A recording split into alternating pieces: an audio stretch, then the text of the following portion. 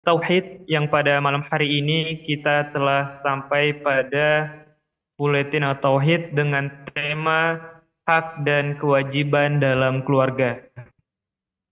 Yang pada kesini ini akan dibersamai oleh guru kita Al Ustaz Abu Salman Hafizahullah Ta'ala di Masjid Al Hasanah Terbang Yogyakarta. Bagi sobat muslim yang ingin bertanya, silakan bisa menyampaikan pertanyaan ke nomor kami di 0823 727 5333. Kemudian bagi jamaah Masjid Al Hasanah Terban, kami persilakan bertanya langsung kepada Ustadz saat sesi tanya jawab nanti.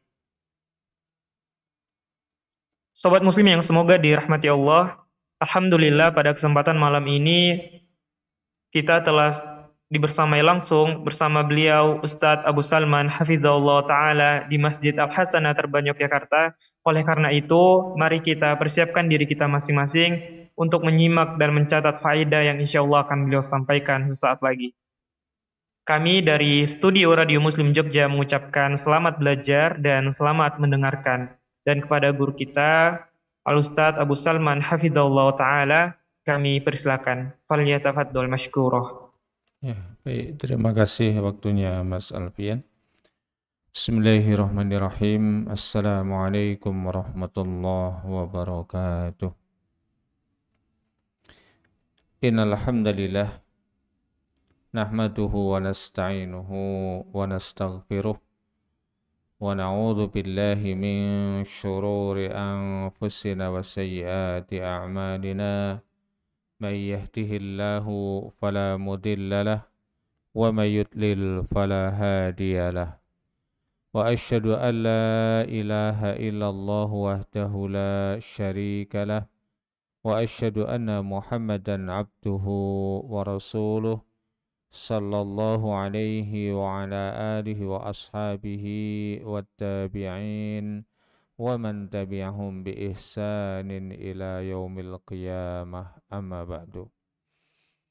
Kaum muslimin jamaah Masjid Al Hasanah Terban Yogyakarta dan juga sahabat muslim para pendengar radio muslim dimanapun anda berada rahimakumullah wa azanillahu wa iyyakum jami'an. Alhamdulillah malam hari ini kita dipertemukan kembali di dalam acara rutin untuk pekanan kita, yaitu bedah buletin At-Tauhid.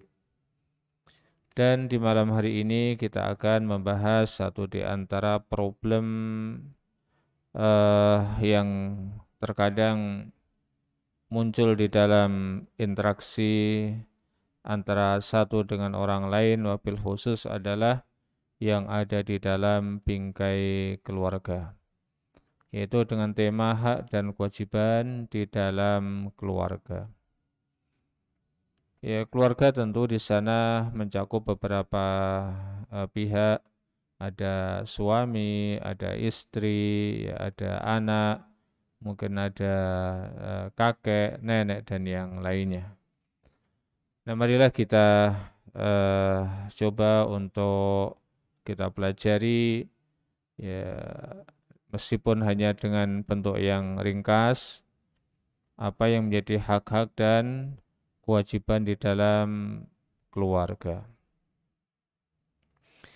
Semua kita telah paham, ya, agama Islam adalah agama yang paripurna, ya, agama yang sempurna, agama yang mengatur seluruh sisi kehidupan manusia, baik dilihat dari sudut pandang sebagai seorang pribadi ataupun dilihat dari sudut pandang dirinya menjadi bagian dari orang lain, mungkin dalam keluarga, mungkin dalam masyarakat dan juga yang lainnya.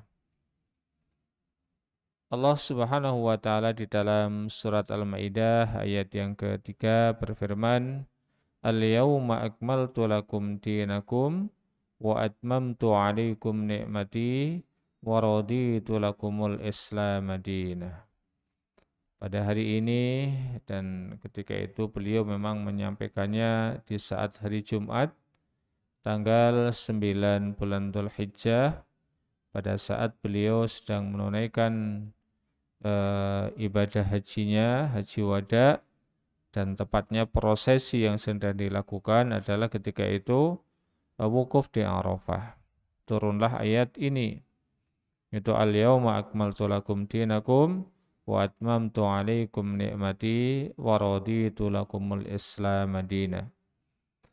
Ibnu Katsir rahimahullah ta'ala beliau menyatakan bahwa Rasulullah sallallahu alaihi wasallam setelah mendapatkan wahyu Allah al-yauma akmaltu lakum dinakum wa atmamtu alaikum ni'mati wa raditu lakumul Islam madina, beliau tidaklah hidup lebih dari 3 bulan. Ya hanya sekitar 80 sekian hari. Karena memang ya kita paham haji dilakukan di bulan Dzulhijjah. Ya kalau itu tanggal 9 pada tahun ke-10 Hijriyah. Dan Rasulullah meninggal di bulan Rabiul Awal ataupun di bulan Maulud kalau bahasa Jawa ini itu ya. Yang berarti 3 bulan kurang. Ya. Nah, beliau meninggal ketika itu. Nah, di dalam ayat ini Ibnu Katsir juga memberikan komentar yang namanya sempurna itu sesuatu yang la yahtaju ila ziyadatin wala ila nuqsanin. Ya, sesuatu yang namanya sempurna itu maka tidak perlu ditambah-tambah dan juga tidak perlu dikurang-kurang. Nah, menimbang agama Islam adalah agama yang sempurna, tentu satu di antara yang diperhatikan di dalamnya adalah pengajaran bagaimana supaya sebuah organisasi terkecil di dalam hidup bermasyarakat, yaitu di dalam sebuah rumah tangga, itu bisa berjalan baik. Ya, bisa berjalan baik. Menimbang keluarga ini adalah merupakan tempat pendidikan yang pertama bagi anak-anak. Ya, wabil khusus adalah ibunya yang pepatah Arab mengatakan al-ummahat madrasatul awlad al-ula. Ya, bahwa ibu ya para ibu itu merupakan madrasah, tempat belajarnya yang pertama bagi anak-anaknya. Tapi ketika kita membahas berbagai macam hal yang berkaitan dengan masalah keluarga, tentu yang pertama adalah anjuran untuk berkeluarga. Ya, anjuran untuk berkeluarga. Dan sebetulnya mungkin yang lebih lebih lengkap lagi di sana terkadang ada anjuran, terkadang di sana ada kewajiban, ya terkadang di sana ada juga yang sifatnya adalah mubah. Kapan seseorang berkewajiban untuk menikah? Pada saat pertama dirinya sudah memiliki kemampuan, ya. Dan yang kedua dia khawatir terjerumus ke dalam perzinaan kalau tidak menikah. Maka pada saat itu hukumnya adalah wajib bagi dirinya menikah. Adapun seseorang yang dia memiliki kemampuan namun kemudian di dalam ataupun seseorang yang dia dalam hal syahwatnya itu sudah ya boleh dibilang sudah sepertinya sudah memuncak namun tidak memiliki kemampuan, maka ketika itu hukumnya adalah sunnah. Dan yang dianjurkan adalah memperbanyak berpuasa, ya sebagaimana yang disabdakan oleh Rasulullah sallallahu alaihi wasallam. Nah, menimbang bahwa perzinaan itu merupakan dosa yang sangat buruk, maka sudah barang tentu menikah ini merupakan jalan yang terbaik untuk bisa keluar dari perzinaan.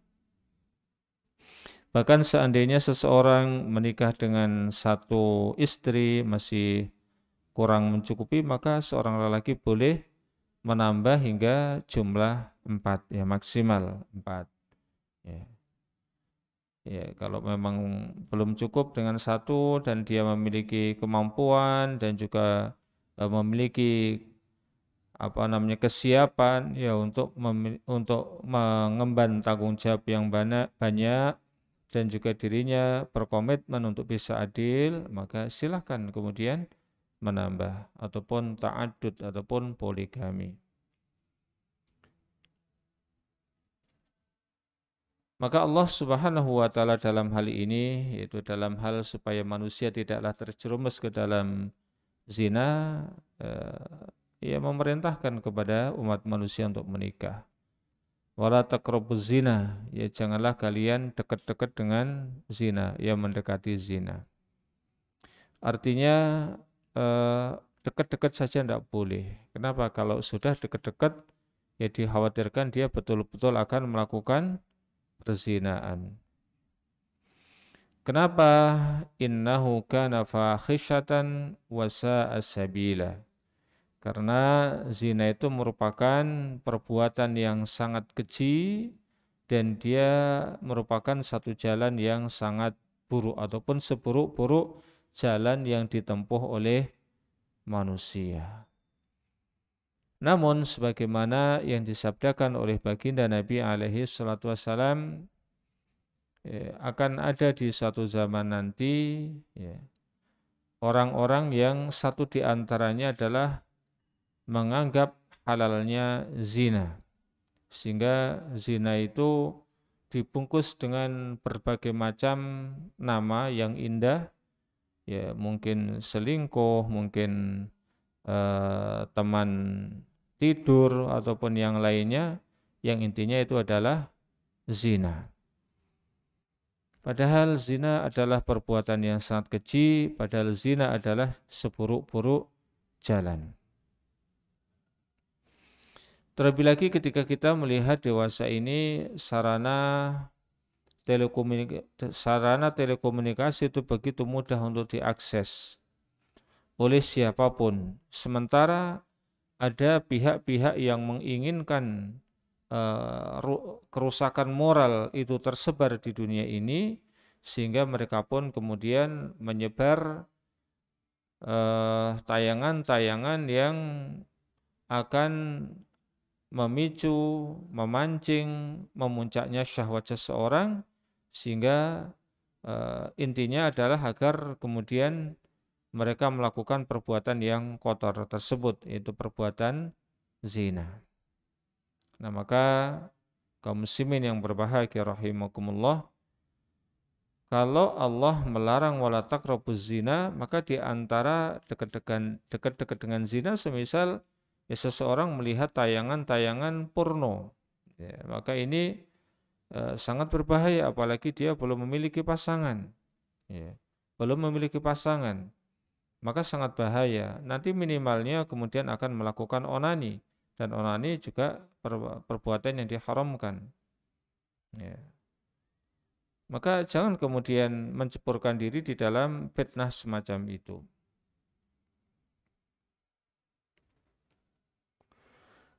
Nah, di antara dampak ya kenapa Allah Subhanahu wa taala melarang jangan dekat-dekat dengan zina, karena memang zina ini memiliki dampak yang sangat banyak.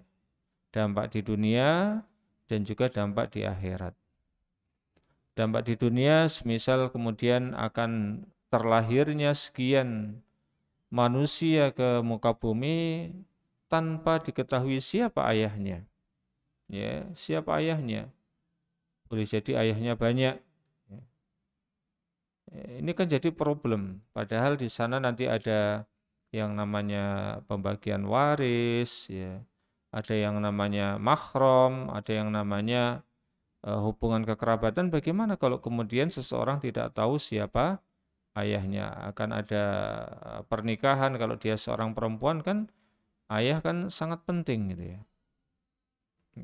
Juga kemudian munculnya berbagai macam penyakit, bahkan penyakit yang menular. Contohnya adalah penyakit AIDS yang hingga saat ini ya belum ada obat yang tokcer itu ya, obat yang manjur untuk eh, menjadi sarana penyembuhan bagi orang yang terkena penyakit AIDS. Dan juga akan memunculkan dampak yang lain semisal adanya broken home, ya, broken home. Ketika seseorang melakukan perzinahan padahal sudah memiliki pasangan yang sah, maka suatu saat nanti yang namanya aib itu pasti akan terbuka. Nah, hingga akan memunculkan ya, kerusakan di dalam rumah tangga. Dan kerusakan-kerusakan yang lain masih banyak. Lebih daripada itu bahwa perzinahan itu urusannya panjang sampai di akhirat dan akan menimbulkan dampak yang sangat mengerikan. Sebagaimana firman Allah Subhanahu wa taala di dalam surat Al-Furqan ayat 68-69, yang di dalam ayat-ayat sebelumnya Allah Subhanahu wa taala menjelaskan tentang siapakah hamba Allah, ya hamba Ar-Rahman yang sejati.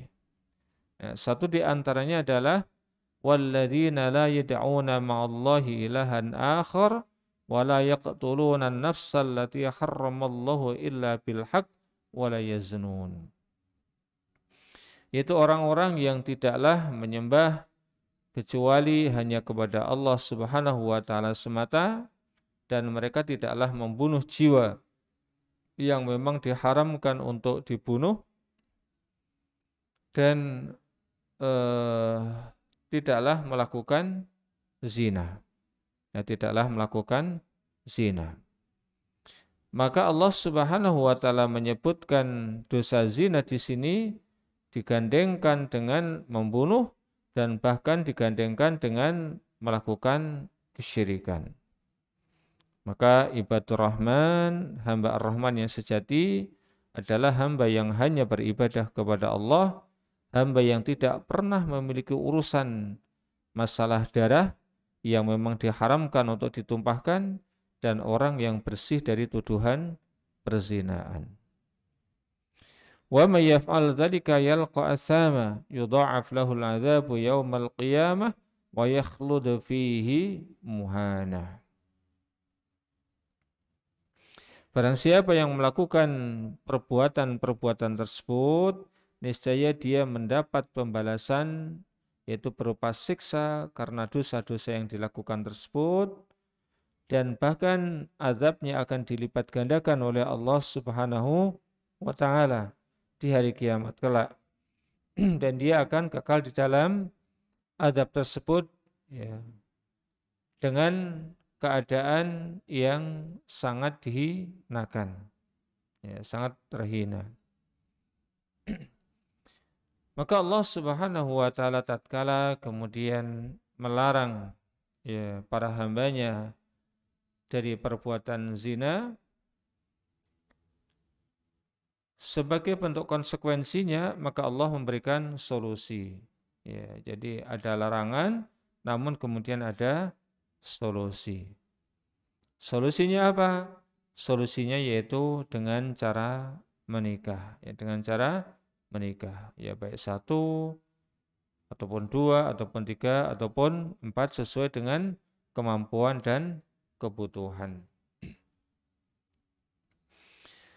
Makanya Allah Subhanahu wa taala juga memerintahkan di dalam surat An-Nur ya, agar para hambanya menikah, termasuk di antaranya adalah orang-orang yang memang dia secara ekonomi itu orang-orang yang dalam tanda kutip yang kalangan bawah itu. Wa ankihul ayyama minkum was-solihina min ibadikum wa imaikum iyakunu fuqara yughnihimullahu min fadlih wallahu wasi'un alim. Dan nikahkanlah orang-orang yang masih sendirian di antara kalian dan orang-orang yang layak menikah dari hamba-hamba sahaya kalian yang lelaki dan hamba-hamba sahaya kalian yang perempuan. Jika mereka adalah orang-orang yang miskin, maka Allah Subhanahu wa taala yang akan menjadikan mereka ya orang-orang yang kaya dengan karunia-Nya. Sangat mudah bagi Allah Subhanahu wa taala ya untuk mengubah keadaan seseorang. Ya. Kemudian secara tersirat juga di dalam ayat yang lain Allah berfirman di dalam surat Ar-Ra'd ya seingat saya, walaqad arsalna wa ja'alna lahum azwajan wa dzurriyyah. Dan sungguh kami telah mengutus beberapa orang rasul sebelum kamu dan kami berikan kepada mereka keluarga, yaitu para istri dan juga anak keturunan. Ya, dan juga anak keturunan. Ini adalah sebuah isyarat ya tentang diperintahkannya menikah. Bagaimana seseorang mau punya keturunan ya kalau tidak dengan menikah gitu. Rasulullah SAW pun demikian. Ia memerintahkan kepada umatnya, ya ma'syaras sabab, man istata'a minkumul ba'ah falyatazawwaj wa man lam yastati' fa'alaihi bis-sawmi fa innahu lahu wija. Wahai sekalian para pemuda, siapapun di antara kalian yang telah memiliki kemampuan untuk ba'ah, ya, maka menikahlah, karena itu akan lebih menundukkan pandangan dan lebih menjaga kemaluan. Dan barang siapa yang belum mampu, maka berpuasalah, karena puasa itu bagai obat pengekang bagi dirinya. Mengenai makna ba'ah ya, para ulama dalam hal ini berbeda pendapat.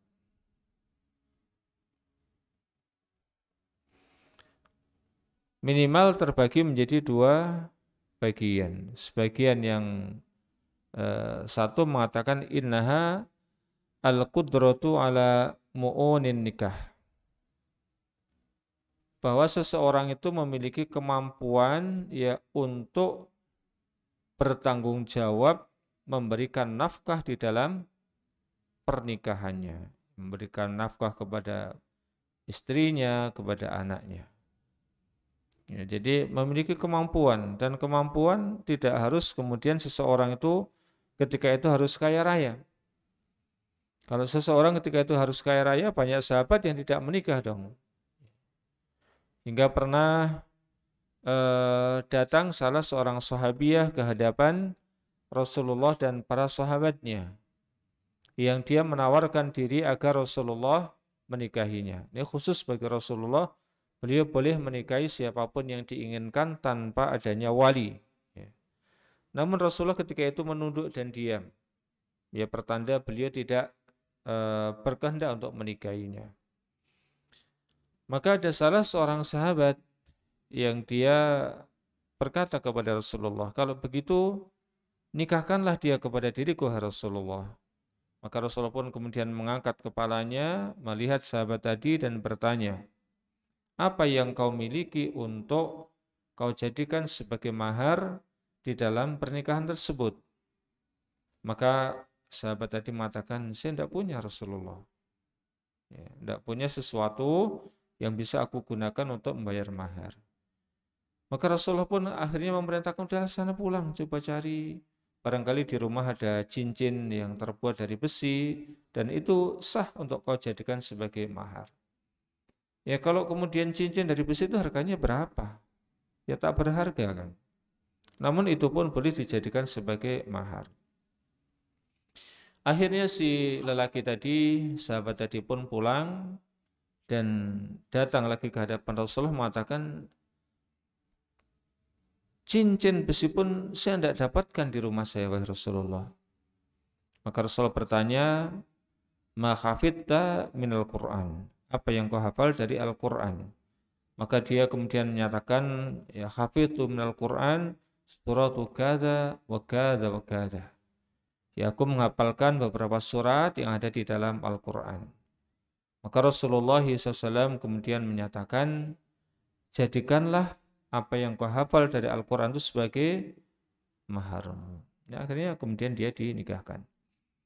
Satu di antaranya dari kisah ini kita bisa mengambil pelajaran, makna kemampuan itu adalah bukan seseorang harus memiliki harta benda yang banyak, namun seseorang siap, ya, memiliki kemampuan untuk mencari rezeki Allah.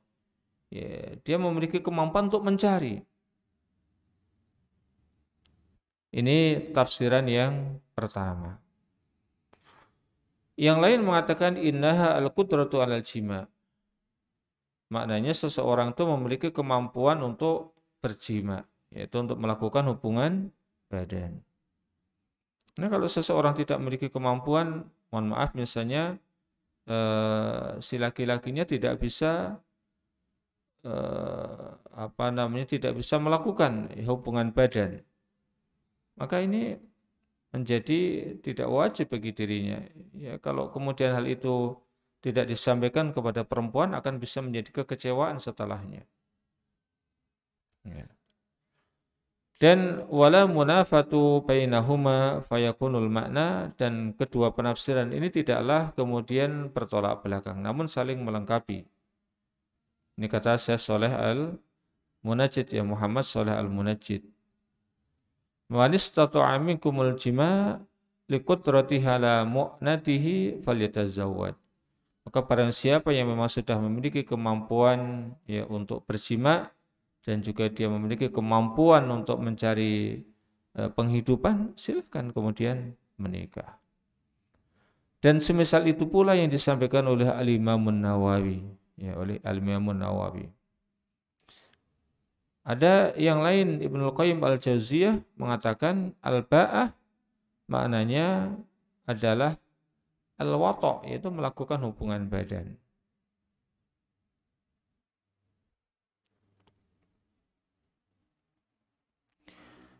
Dan juga ditafsirkan, ya, oleh beliau dengan memiliki kemampuan untuk mencari penghidupan. Ya, ini sama dengan yang di atas. Adapun Ibnu Taimiyah rahimahullah taala menyatakan kemampuan untuk al-ba'ah maknanya adalah kemampuan kesiapan untuk mencari penghidupan.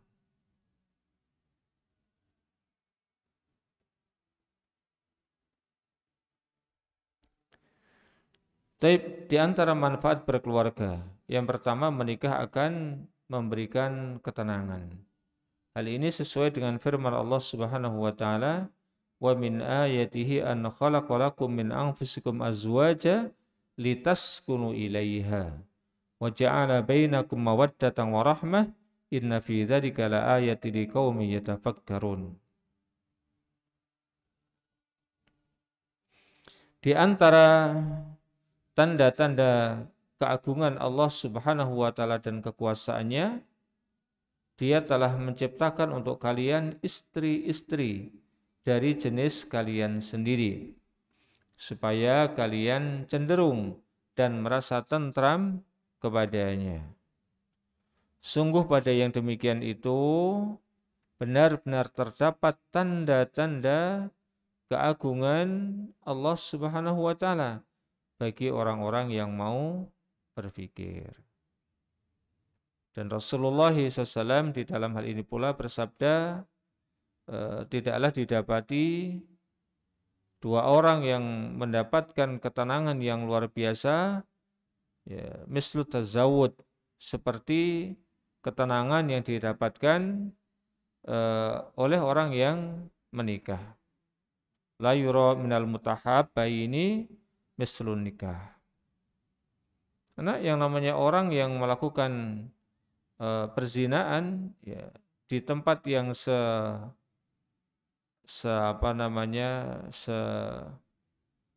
sesunyi apapun, tanpa diketahui oleh orang lain pun, dia tetap tidak akan tenang.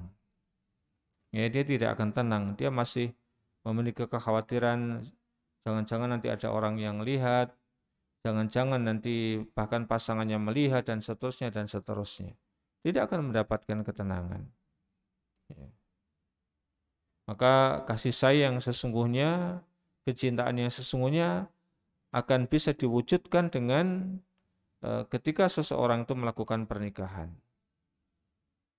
Ya, ini ketentraman yang akan sesungguhnya didapatkan oleh dua orang, ya, ataupun oleh satu pasangan itu adalah hanya dengan menikah.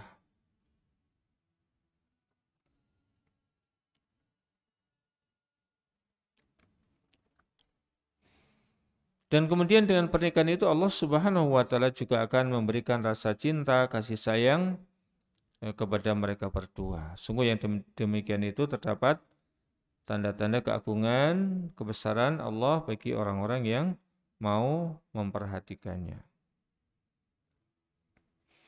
Yang kedua, mereka akan membukakan pintu rezeki. Ya, sebagaimana ayat di dalam surat An-Nur ayat ke-32 yang tadi sudah kita baca. Ya wa ankihul ayama minkum was-salihina min ibadikum wa imaikum iyakunu fuqara'a yughnihimullahu min fadlih wallahu wasi'un alim. Ya, jadi Allah Subhanahu wa taala akan berikan karunia kepada orang seandainya mereka adalah orang yang fakir.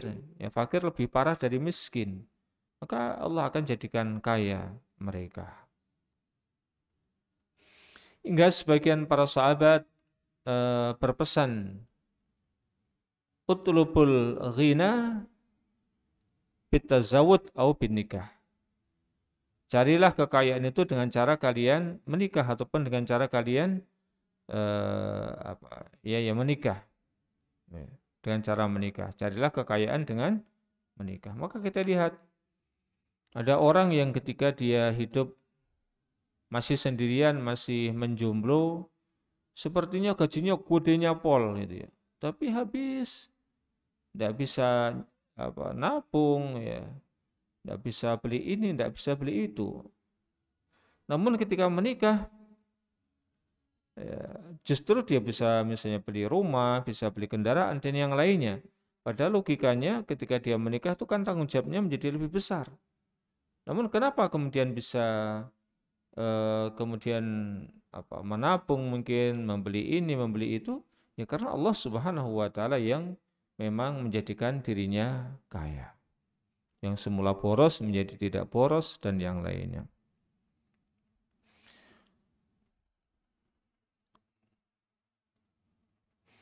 Ya, dan tentu karunia Allah Subhanahu wa taala ini luas ya. Jangan kemudian kita menilai karunia Allah itu hanya dengan semata-mata materi semata. Di sana ada ketenangan, di sana ada kemudian kefokusan seseorang untuk bekerja, yang semula kalau bekerja ini tuh malu-malu setelah nikah kemudian tidak lagi malu-malu karena merasa tanggung jawab, ya, kemudian dia akan lebih merasa qanaah dan yang lainnya. Yang ketiga, menikah dapat menjaga diri dari fitnah syahwat. Ya, sebagaimana tadi di dalam hadis yang telah kita sampaikan. Fa innahu aghaddu lil basar wa ahsanu lil faraj. Dengan menikah seseorang akan lebih menundukkan pandangan dan akan lebih bisa menjaga kemaluan, maksudnya tidak melakukan perzinaan. Kemudian juga diantaranya akan lebih terbuka lebar bagi orang-orang yang sudah menikah untuk bisa berkolaborasi guna meningkatkan intensitas ibadahnya kepada Allah dan memperbesar kesempatannya untuk mendapatkan pahala. Contohnya Rasulullah bersabda, rahimallahu mar'an aiqadha summa yusalli rahimallahu imra'an qama minal laili wa aiqadha ahlahu qama minal laili fasalla wa aqama ahlahu fa in abad nadhaha fi wajhihal ma'a. Wa rahimallahu imra'atan qamat minal lail fasallat wa iqadat ahlaha wa in aba nadhahat fi wajhihal ma'a. Sungguh Allah Subhanahu wa taala akan merahmati, yang memberikan rahmatnya kepada seorang suami yang dia bangun di malam hari kemudian sholat. Setelah itu dia pun membangunkan istrinya untuk melakukan sholat. Dan inilah yang juga senantiasa dilakukan oleh Rasulullah. Cuma beliau sholatnya panjang.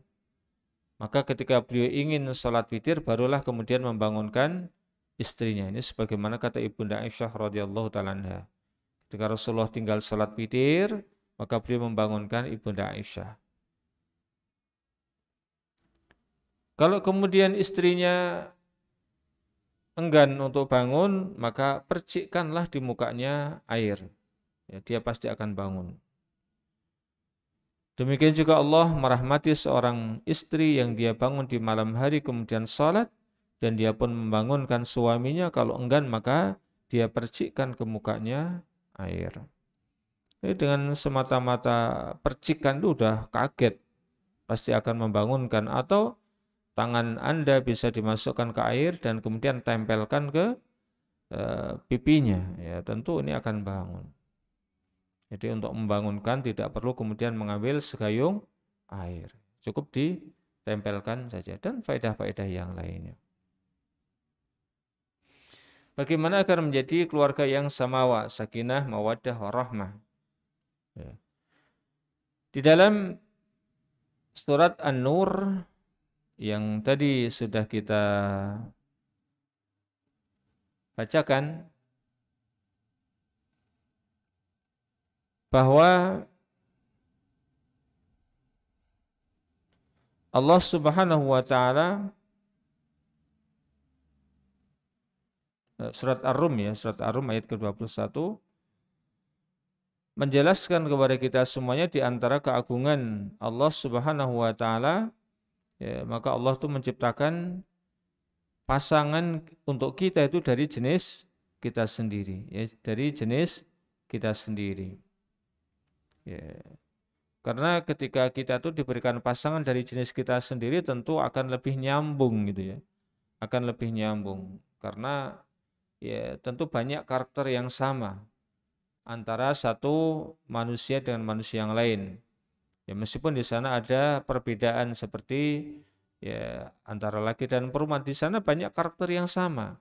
Meskipun nanti untuk perempuan itu terkadang memiliki karakter yang khusus untuk perempuan, yang lelaki juga memiliki karakter yang khusus untuk lelaki. Namun banyak yang sama. Komunikasi akan jauh lebih maksimal. Kemudian juga dilihat dari sudut pandang fisik pun akan lebih nyambung gitu ya, akan lebih cocok. Bagaimana seandainya Allah jadikan untuk pasangan kita itu dari jenis yang berbeda? Misalnya Allah jadikan pasangan untuk kita dari jenis jin. Repotlah nanti kita, dia ngilang-ngilang terus gitu, ya, repot. Atau dari jenis hewan, ya, nanti jadi bentuknya juga lucu gitu ya, misalnya satu manusia, satu kambing, ataupun satunya kerbau, atau satunya sapi, ya tentu eh, tidak selaras, ya, tidak seimbang. Maka alhamdulillah Allah ciptakan untuk kita pasangan-pasangan kita dari jenis kita sendiri.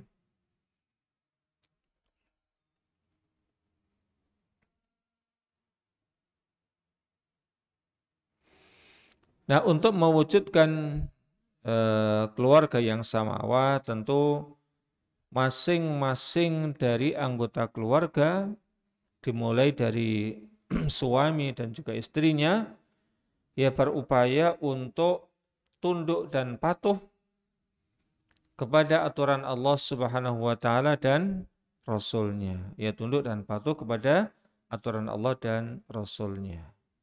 Ya ayyuhalladzina amanu qu anfusakum wa ahlikum nara. Wahai sekalian orang yang beriman, jagalah diri-diri kalian dan keluarga kalian dari api neraka.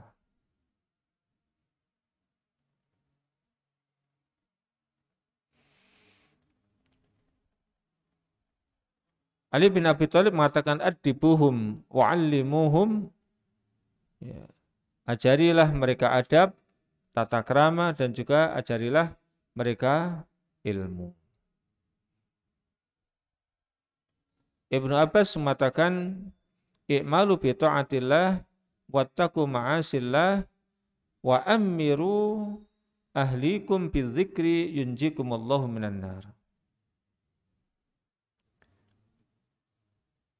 Taatlah kalian kepada Allah, ya.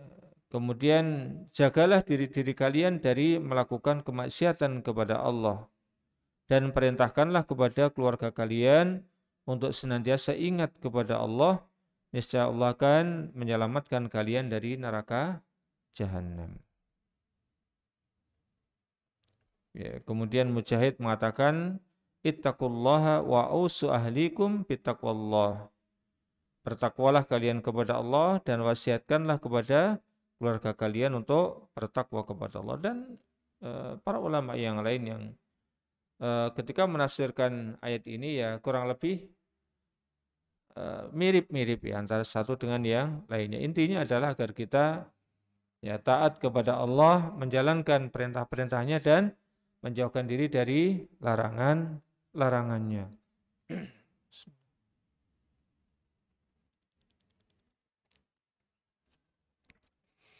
Dan agar kita kemudian juga mengajarkan kepada keluarga kita, ya, memerintahkan kepada mereka untuk taat, untuk menjalankan ketaatan kepada Allah dan menjauhkan diri dari bermaksiat kepadanya.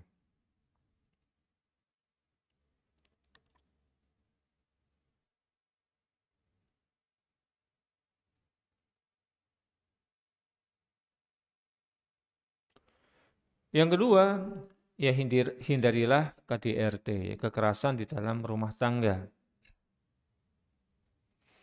Rasulullah SAW adalah sebaik-baik teladan, ya sebaik-baik contoh.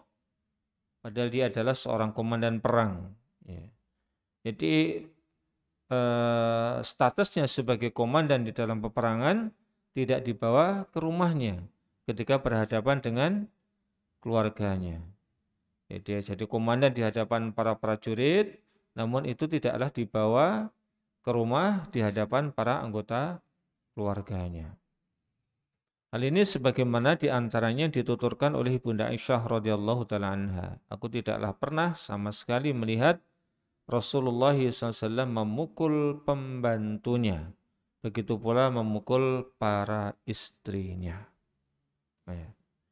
Jadi jangan mentang-mentang sebagai seorang lelaki karena sudah mencari nafkah, kemudian dia semena-mena terhadap istrinya, semena-mena terhadap anaknya, ya ringan tangan, plak, jangan.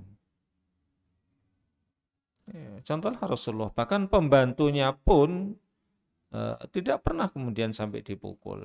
Ya, bahkan kata Anas bin Malik radhiyallahu taala anhu, yang dia membantu Rasulullah selama 10 tahun, dia katakan Rasul tidak pernah berkata kepada kami, kamu jangan begini, kamu jangan begitu. Ini kata Anas bin Malik radhiyallahu taala anhu. Kemudian yang ketiga, banyak-banyaklah bersabar. Banyak mengalah dan juga banyak memaafkan. Intinya dalam hal ini, silahkan kita perfect terhadap dirinya sendiri. Saya harus bisa begini, harus bisa begitu. Ya, dalam tanda kutip yang positif. Namun kepada orang lain jangan. Ambillah udzur. Ya, ambillah alasan, oh barangkali dia belum bisa seperti ini karena masih ada begini dan begitu. Oh boleh jadi istri saya belum bisa ini itu karena ya pekerjaannya banyak, ya di dapur, di macam-macam. Ya. Demikian juga kepada anak-anaknya. Ya, sehingga kita akan bisa menjadi orang yang bersabar, ya, dan mudah memaafkan. Ya, orang kalau sudah tidak bersabar maka sulit untuk menjadi orang yang mudah memaafkan. Ya, mengalah. Kalau ada problem sebagai seorang suami misalnya, ya dia jangan malu untuk kemudian memulai maaf kalau saya salah dimaafkan. Ya. Ya. tadi tidak saya sengaja, meskipun dia belum tentu bersalah. Maka ini akan mencairkan suasana yang semula kemudian sudah meruncing begitu ya. Demikian juga istri kalau melihat suaminya sedang emosi misalnya, meskipun dirinya tidak salah, ucapkanlah minta maaf. Ini akan meredakan kemarahan suami. Jadi ketika satunya sedang jadi api, ya jangan pula menyaingi dirinya menjadi api. Gitu. Kalau misalnya pasangannya sedang menjadi api, jadilah Anda air. Ya kalau api ketemu api ya sudah akan semakin membara gitu ya. Tapi ketika satunya api, satunya air, maka air akan bisa meredam api. Maka Rasulullah SAW berpesan kepada umatnya, berbuatlah baik kalian kepada para istri. Karena sesungguhnya para istri itu khuliqna, ya, dicipta dari tulang rusuk. Dan yang namanya tulang rusuk, apalagi bagian atasnya itu adalah yang paling bengkok. Jika Anda mencoba untuk meluruskannya dengan memaksa, pasti yang bengkok tadi akan patah. Ya, jadi kalau Anda melihat istrinya sedang melakukan kesalahan, langsung Anda memperankan sebagai seorang komandan kepada prajuritnya, ya akan patahlah tulang rusuk tadi. Di dalam hadis yang lain, dan mematahkannya berarti Anda adalah menceraikannya.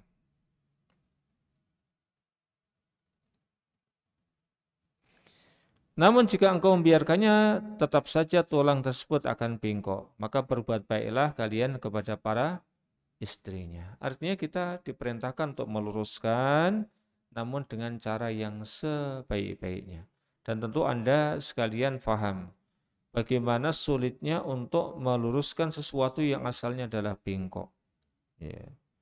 Ini pertama sangat sulit, dan yang kedua mungkin agak-agak mustahil itu. Maka yang bisa kita lakukan paling ya merubahnya, berupaya semaksimal mungkin, karena nanti suatu saat dia akan bengkok lagi, karena memang asalnya sudah bengkok. Kemudian melakukan kewajiban masing-masing, ataupun dengan kata lain saya lebih memilih istilah tonjolkanlah setiap anggota keluarga itu di dalam menjalankan kewajibannya. Jadi ketika suami menonjolkan sisi tanggung jawabnya, si istri menonjolkan sisi tanggung jawabnya, si anak mengedepankan sisi tanggung jawabnya, maka otomatis pihak lain akan terpenuhi apa yang menjadi hak-haknya. Maka jangan yang ditonjolkan itu adalah mana hak saya ini, mana hak saya yang itu. Maka kalau semuanya seperti itu, lalai dari kewajibannya dan tidak akan pernah terwujud yang menjadi haknya.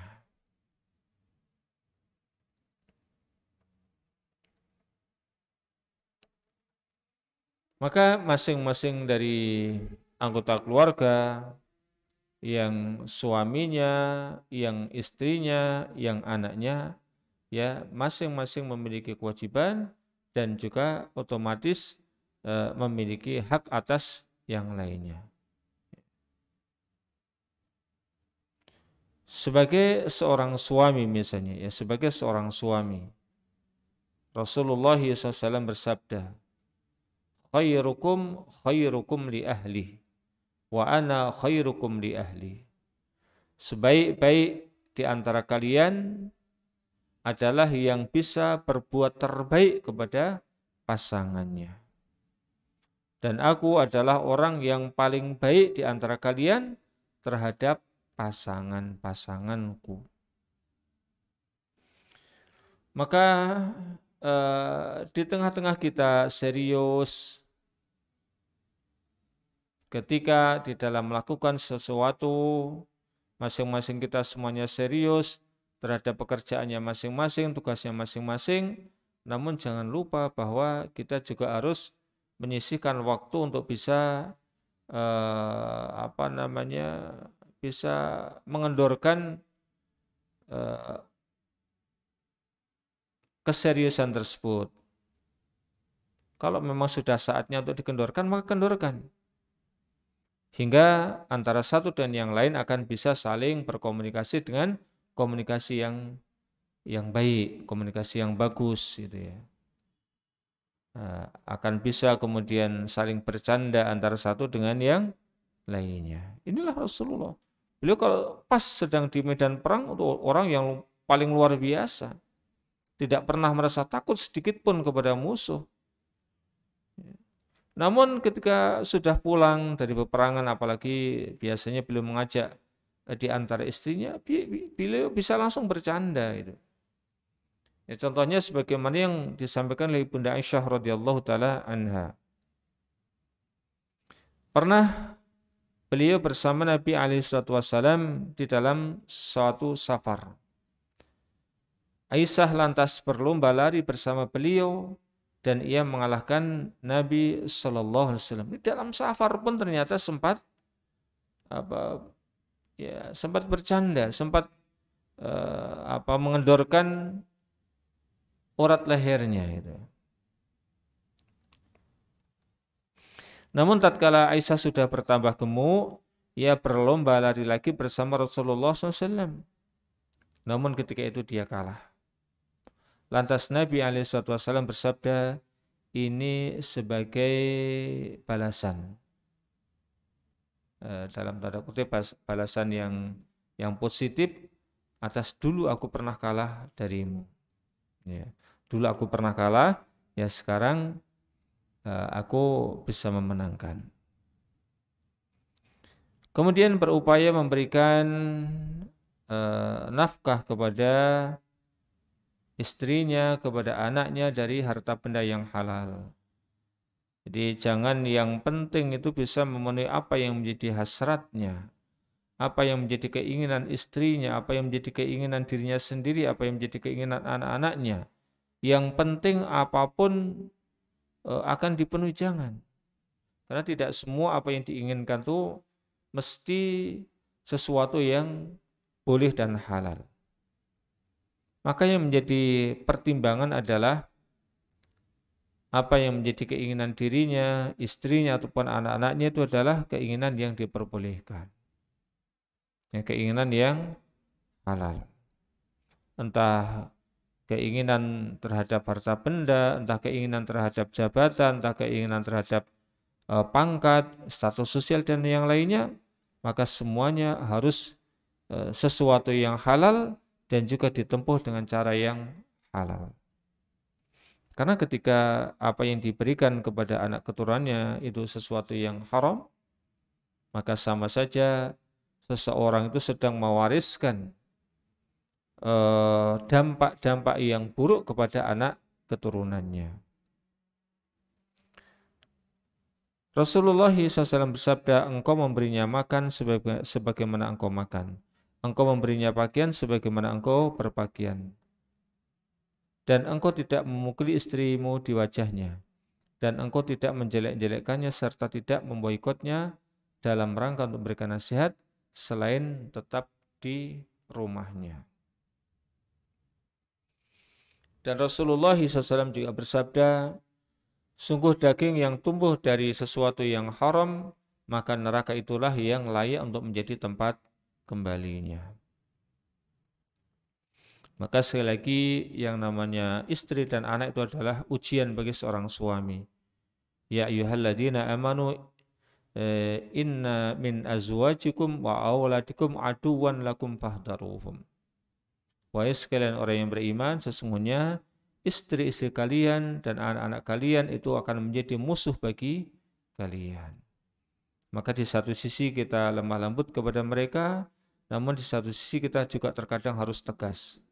Ya ini tidak boleh, ini tidak boleh. Jadi jangan apa yang menjadi keinginan istrinya, menjadi keinginan anaknya, harus semuanya ditunaikan. Sekali lagi karena tentu ada di antara permintaan-permintaannya itu ada sesuatu yang mungkin tidak mampu untuk dipenuhi, ya, di luar batas kemampuan, dan juga ada terkadang apa yang menjadi keinginannya adalah keinginan-keinginan yang menyimpang dari rel agama.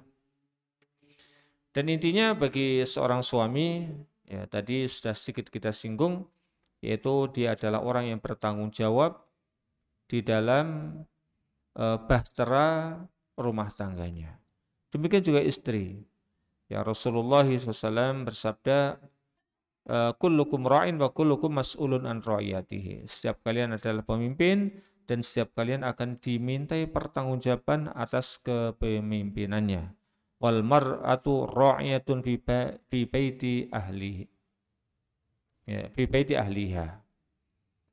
Dan seorang perempuan dia pun menjadi pemimpin di rumah suaminya. Maka dia juga mas'ulatun an ra'iyatiha, akan ditanya oleh Allah Subhanahu wa taala terhadap kepemimpinannya.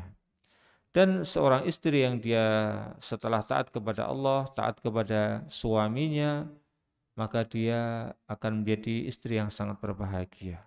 Kata Rasulullah, "Idza shallatil mar'atu khamsaha wa shamat syahraha wa hafizat farjaha wa ata'at zaujaha qila laha udkhuli al-jannah min ayyi abwabil jannah syi'ti."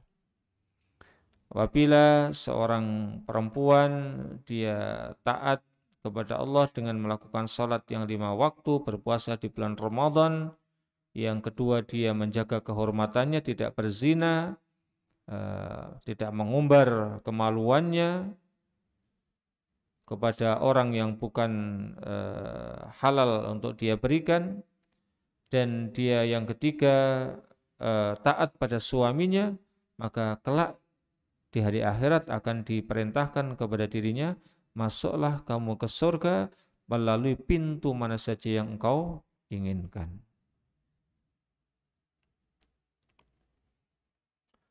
Maka ketika dirinya ingin berbuat apapun, ya, yang di situ memang bukan menjadi hak Allah Subhanahu wa taala, maka hendaklah dia senantiasa meminta izin kepada suaminya. Dia mau bersedekah, dia mau pergi meninggalkan rumahnya untuk satu keperluan ataupun yang lainnya, maka hendaklah dia senantiasa kemudian izin kepada suami. Yang terakhir, ya, seorang anak pun demikian. Rasulullah Allah Subhanahu wa taala sudah berfirman, "Wa qadha rabbuka alla ta'budu illa iyyah wa bil walidaini ihsana." Dan Tuhanmu telah memerintahkan supaya kalian jangan menyembah selain kepada Dia, dan hendaklah kalian berbuat baik kepada bapak ibu kalian dengan sebaik-baiknya. Ya, maka ayat-ayat yang semisal ini masih ada yang lainnya.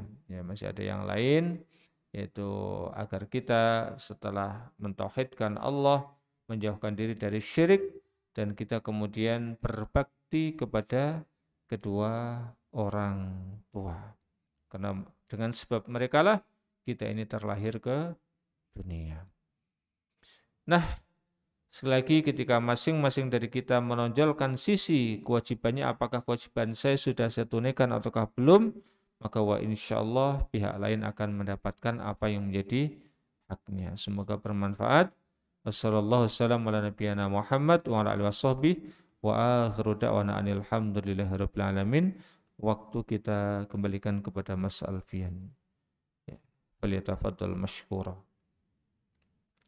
Baik, jazakumullahu khairan menyampaikan materinya pada kesempatan malam. Baik, selanjutnya kita akan masuk ke sesi tanya jawab.